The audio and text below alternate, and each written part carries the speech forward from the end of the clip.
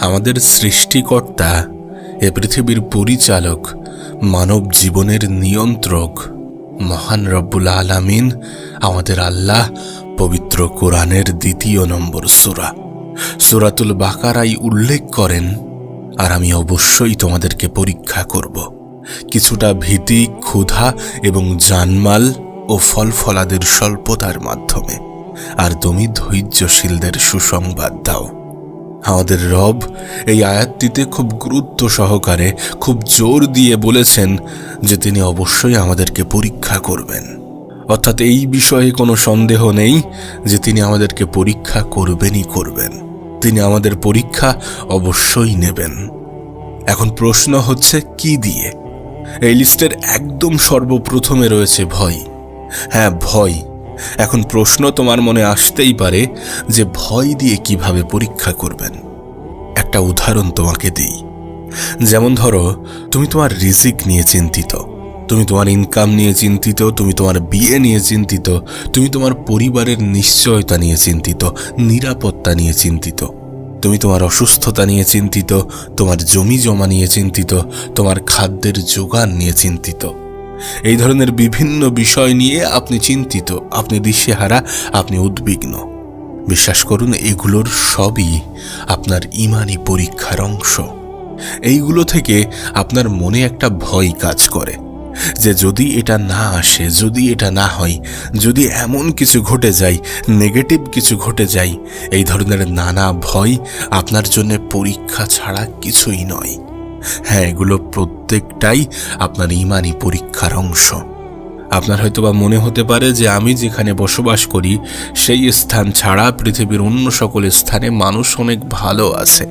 আপনার হয়তোবা মনে হতে পারে যে আমি যে দেশে থাকি সেই দেশ ব্যতীত অন্য সকল দেশের মানুষ ভালো আছে, সুখে আছে, শান্তিতে আছে, সুন্দরভাবে জীবন কাটাচ্ছে। কিন্তু প্রকৃত অর্থে বাস্তবতা এমনটা নয়।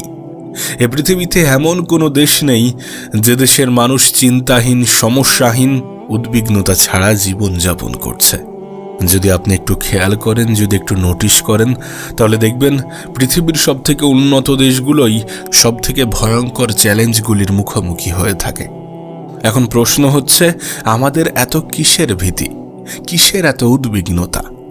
যদি কোনো ম্যাচিওর, যদি কোনো প্রাপ্তবয়স্ক মানুষকে জিজ্ঞাসা করা হয়, ব্যক্তিকে জিজ্ঞাসা করা হয় যে আপনি কি নিয়ে এত চিন্তিত থাকেন, কি নিয়ে এত উদ্বিগ্ন থাকেন, দেখা যাবে সেই ব্যক্তি একটা বিশাল লিস্ট তৈরি করে ফেলেছে নিজের উদ্বিগ্নতা, দুশ্চিন্তা, মন খারাপ, টেনশন, দুঃখ, হতাশা নিয়ে।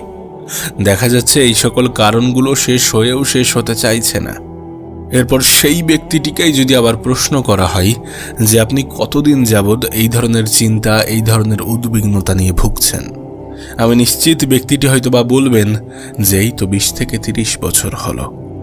আচ্ছা, যদি প্রশ্নটা আপনাকে করি, যদি আপনাকে জিজ্ঞাসা করি যে আপনি কতদিন যাবৎ এই ধরনের সমস্যায় ভুগছেন, কতদিন যাবৎ দুশ্চিন্তা, মন খারাপ, উদ্বিগ্নতা, এই ধরনের সমস্যা নিয়ে ভুগছেন, তাহলে আপনার উত্তর কি হবে?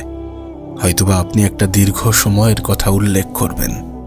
এরপর যদি আপনাকে জিজ্ঞাসা করা হয় যে এত চিন্তা বা উদ্বিগ্নতা নিয়ে এত দীর্ঘ সময় আপনি কিভাবে অতিবাহিত করলেন, কে আপনাকে দেখে রেখেছেন এই কঠিন, এই খারাপ সময়টিতে, উত্তরটা কিন্তু আমরা সকলেই জানি। তিনি আমাদের সৃষ্টিকর্তা, তিনি এ পৃথিবীর পরিচালক, তিনি আমাদের জীবনের নিয়ন্ত্রক, মহান রব্বুল আলামিন, আমাদের আল্লাহ। আমি নিশ্চিতভাবে বলতে পারি আপনি বর্তমানে যে পরিস্থিতিতে আছেন সেই পরিস্থিতি আপনার অতীতের থেকে নিশ্চিতভাবে ভালো। কিন্তু অবাক করা বিষয় হচ্ছে আপনি এখনো চিন্তামুক্ত হননি, বা আপনার উদ্বিগ্নতা, ভীতি এগুলো কিছুই কাটেনি। তবে একবার ভেবে দেখুন, যখন আপনার কিছুই ছিল না তখনও আপনি উদ্বিগ্ন ছিলেন, তখনও আপনি মন খারাপ করতেন। এখন আপনার সব কিছু আছে, এখন আলহামদুলিল্লাহ আপনার অনেক কিছু হয়েছে, আপনি অনেক কিছু পেয়েছেন, অর্জন করতে পেরেছেন, কিন্তু তারপরেও আপনি উদ্বিগ্ন, আপনি মন খারাপ করেন, আপনি চিন্তিত, আপনি টেনশন করেন। কিন্তু কেন? তার কারণ আমরা আল্লাহ পাকের উপরে ভরসা করি না, আমরা আমাদের রবের উপরে নির্ভর করে আমাদের জীবন পরিচালনা করি না। আমরা আমাদের ভালো সময়ে রবের শুকরিয়া আদায় করি না। আমরা আমাদের খারাপ সময়ে একটু ধৈর্য ধরতে জানি না। আর এখানেই সব থেকে বেশি সমস্যা, এখানেই প্রধান সমস্যা। তাই বলবো, আল্লাহ পাকের উপরে ভরসা করুন।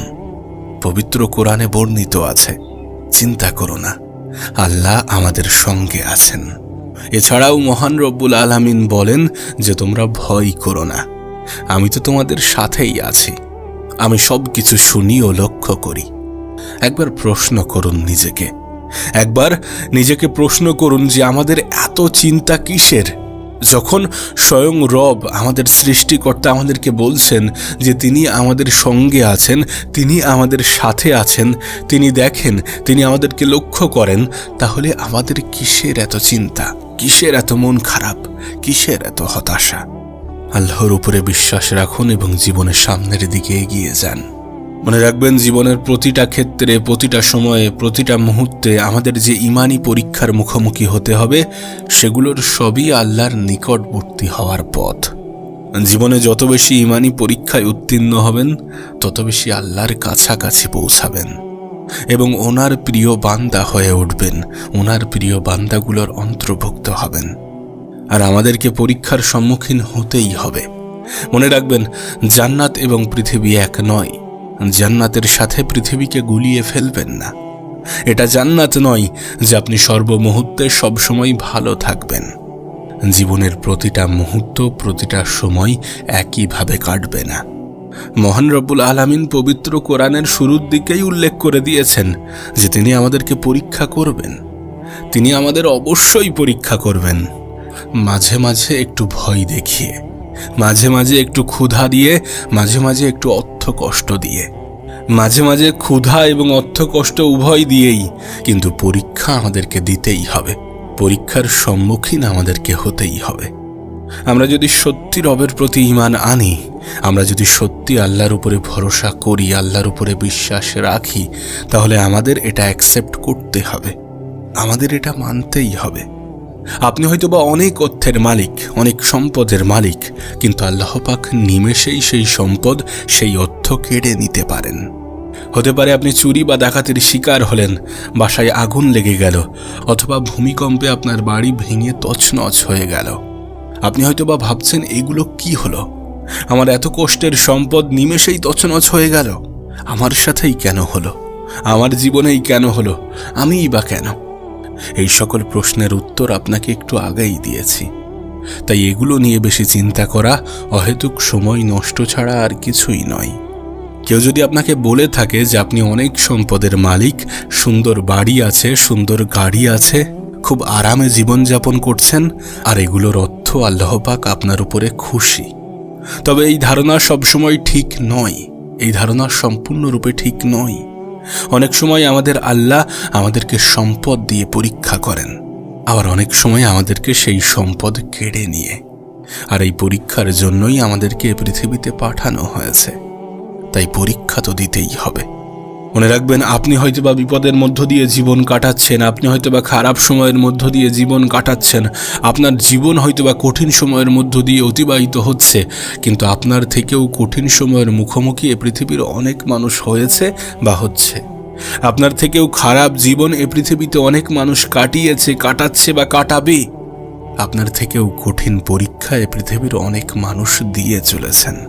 তাই সর্বদা রবের দরবারে শুকরিয়া আদায় করুন, সর্বদা আল্লাহর শুকরিয়া আদায় করুন এবং জীবনের যে কোনো মুহূর্তে, যে কোনো সময়ে রবের উপরে ভরসা করে জীবনে অগ্রসর হওয়ার চেষ্টা করুন। আমাদের রব, আমাদের আল্লাহ আমাদেরকে ইমানি পরীক্ষায় উত্তীর্ণ হয়ে আল্লাহর নৈকট্য লাভের তৌফিক দান করুক। আমিন।